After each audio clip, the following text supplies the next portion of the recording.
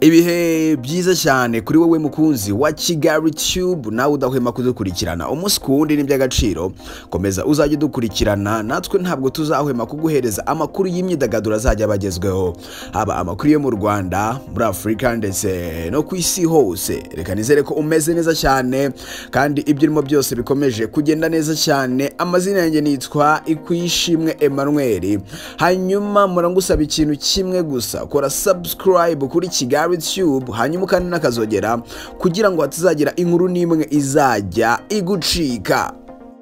Ni case cyangwa se ni ikibazo cya Prince Kid kimaze ibyumweru bibiri mu itangazamakuru, mu binyamakuru byandika, ku ma radio stations, kuri televiziyo, ku mbuga nkoranyambaga, by'umwihariko kuri Twitter. Ni ikibazo kimaze gufata indi ntera ndetse abanyarwanda benshi bamaze kumenya iby'iki kibazo cya Prince Kid. Prince Kid yatawe muri yombi ku itariki 25 ukwezi kwa 4 2022, hari ku munsi wo kuwa mbere. Ejo ku munsi washize cyangwa se ejo hashize ku munsi wo kuwa mbere, Prince Kid yaramaze ibyumweru bibiri amaze gutabwa muri yombi n'urwego rw'igihugu rw'ubugenzacyaha RIB.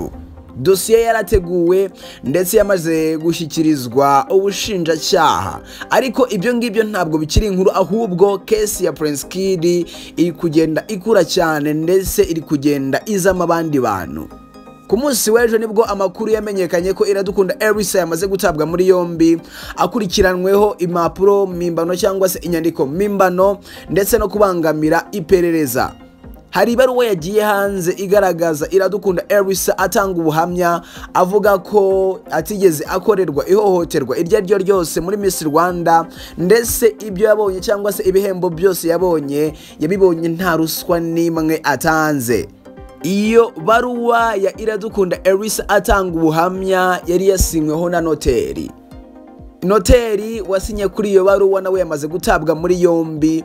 Nyuma Iradukunda Elisa ndetse na Prince Kid bamaze gutabwa muri yombi, ndetse na noteri wasinye kuri iyi baruwa yamaze gutabwa muri yombi. Iradukunda Elisa arashinjwa kubangamira iperereza ndetse n'impapuro mpimbano, ndetse bivugwa ko Iradukunda Elisa hari abakobwa yagezeho bari baratanze ubuhamya bavuga ku ihohoterwa bakorewe muri Miss Rwanda bakarikorerwa na Prince Kid. Hanyuma Iradukunda Elisa yahuye n'abo bakobwa ndetse bamwe atangira kubasinyisha ibaruwa imeze nk'iye neza. Hanyuma nyuma yo kubasinyisha iyo baruwa yabasabaga ko nibagera imbere y'urukiko bazahakana ibyo bavuze, bakavuga ko Prince Kid arengana. Nibyo ngibyo byatangajwe, ndetse Iradukunda Elisa bamwe yari yamaze kubasinyisha, ndetse ayo mabaruwa noteri wari wayasinyeho ni nawe wasinye kuya Iradukunda Elisa yamaze gutabwa muri yombi. Ni baruwa yagaragaye ifitwe na mama wa Iradukunda Elisa isinyeho na noteri. Tugiye kuyigarukaho nkubwire no noteri uwari we ndetse n'amazina ye bwite, hanyuma nkubwire n'ibyanditse muri iyo baruwa. Ni inkuru ikomeje kugenda izamo ibintu byinshi cyane.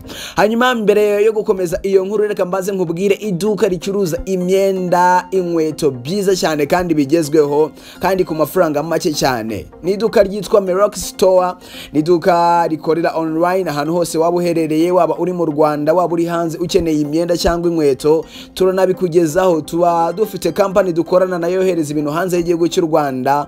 Muntu uri muri diaspora ukeneye inkweto, duhamagare kuri 0780704678, ubundi twoherereze inkweto nziza cyane ndetse n'imyenda. Kandi iyo company dukorana nayo yohereza ibintu nabo bafite discount, bikugeraho bitaguhenze habe na gatoya. Duhamagare cyangwa utwandikire kuri iyo nimero, ubundi ibintu byose bikomeze kugenda neza cyane. Hanyuma ni baruwa yagiye hanze ku munsi w'ejo ifitwe na mama wa Iradukunda Elisa. Ni ibaruwa ifite umutwe ugira uti kubo bireba bose gutanga amakuru. Irakomeza igira iti ngewe Iradukunda Elisa Miss Rwanda 2017 ufite irangamuntu, nimero y'irangamuntu nayo bayishyizeho.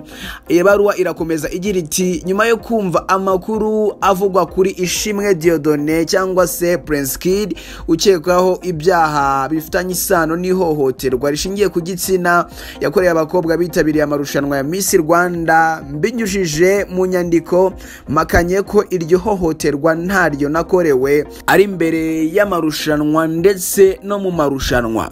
ibihembo byose nasezeranyijwe ndetse n'umushahara byose nabihawe nta kiguzi, nta ruswa nanze cyangwa nsabage. Umukono Iradukunda Elisa yarasinye. Hanyuma undi muntu wasinye kuri iyi baruwa yitwa Noteri Uwitonze Nasira, yamaze gutabwa muri yombi. Uwitonze Nasira ni noteri wasinye kuri iyi baruwa, ndetse bivugwa ko ari nawe wasinye ku yandi mabaruwa yose, nawe yamaze gutabwa muri yombi n'urwego rw'igihugu rw'ubugenzacyaha RIB. Nyuma yuko Iradukunda Elisa atawe muri yombi, nawe yahise atabwa muri yombi nyuma yo gusinya kuri uru rwandiko.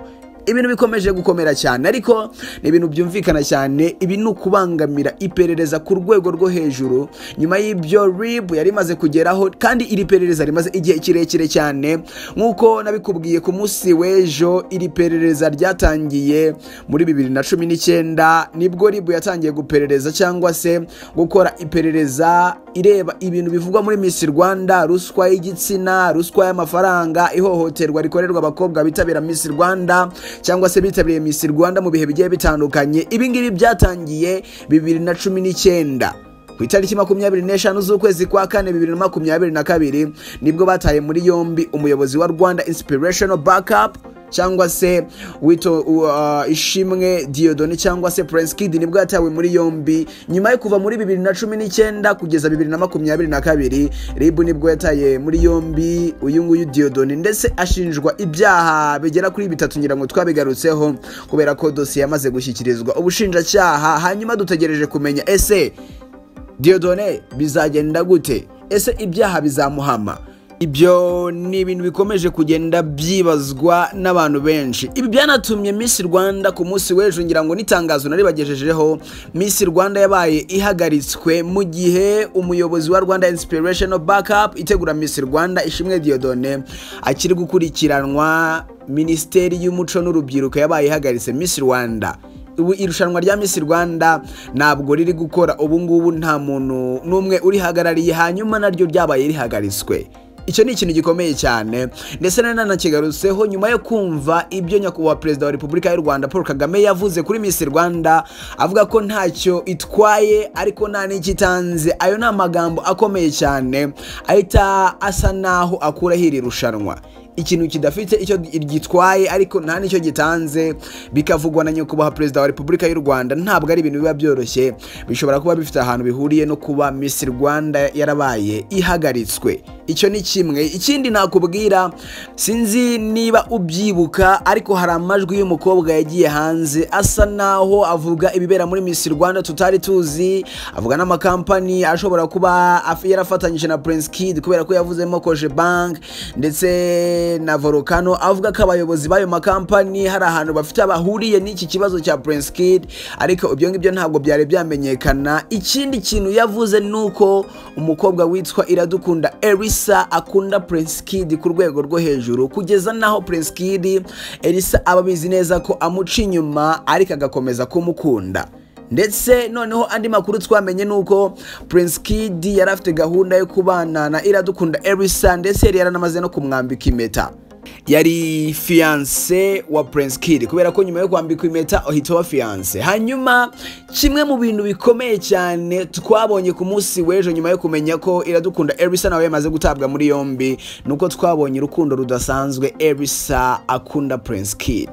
Elisa akunda Prince Kid ku rwego rwo hejuru, kugeza naho asa naho yamwitangira. Impamvu vuze ngo yamwitangira, ibyaha Elisa ashinjwa nawe biramutse bimuhamye, Elisa yafungwa cyangwa se yahanwa, kubera ko n'ibyaha bikomeye cyane. Impapuro mpimbano, kubangamira iperereza n'ibyaha, kandi bifite ahantu bihuriye n'ibyaha bikomeye cyane bishinjwa Prince Kid.